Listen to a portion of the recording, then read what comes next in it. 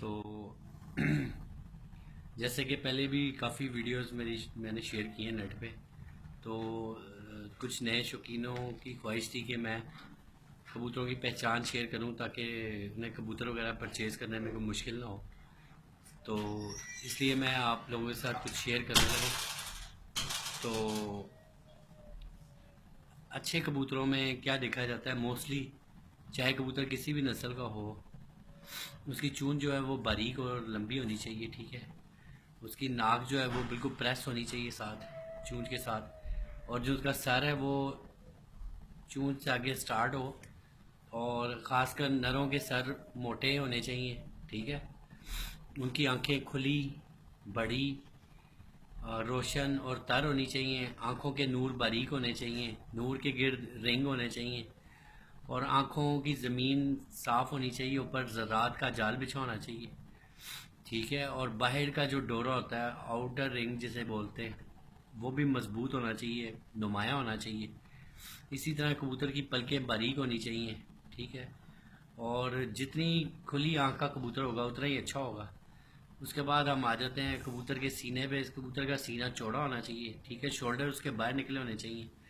ये अच्छे कबूतरों की अलामत है। ठीक है, फिर जो उनका कुंदा है, जो उनका शोल्डर है वो लंबा होना चाहिए, कुंदा उनका लंबा होना चाहिए, और बाहर के पल्ले भी लंबे होने चाहिए।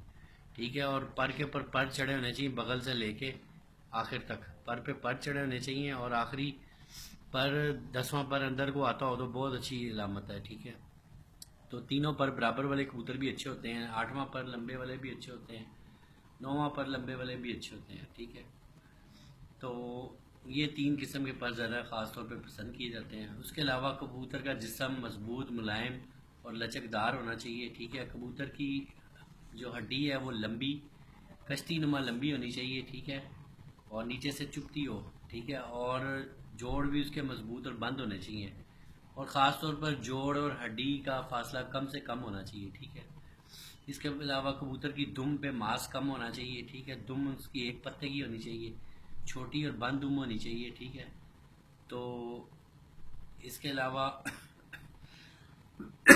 कबूतरों के अंदर मुलायमियत बहुत ज़रूरी है। मुलायमियत, रेशमपन होना चाहिए कबूतरों के अंदर। कबूतरों के पर खोल के देखें तो लहरें महसूस हों उसमें। ठीक है, उसके अलावा कबूतरों के पंजे खुश्क होने चाहिए और गहरे कलर के होने चाहिए, जामनी या गहरे मैरून रंग के। वो बड़े मजबूत कबूतर होते हैं। ठीक है, और इसी तरह इनकी उंगलियां पतली होनी चाहिए, टांगों की, पंजों की उंगलियां पतली होनी चाहिए। जितनी पतली होंगी उतना ही अच्छा कबूतर होगा। ठीक है, तो और जो नीचे उनके पंजों की तलियां होती हैं उसमें गुदा मांस कम होना चाहिए। ठीक है, तो यही निशानी है अच्छे कबूतर के अंदर।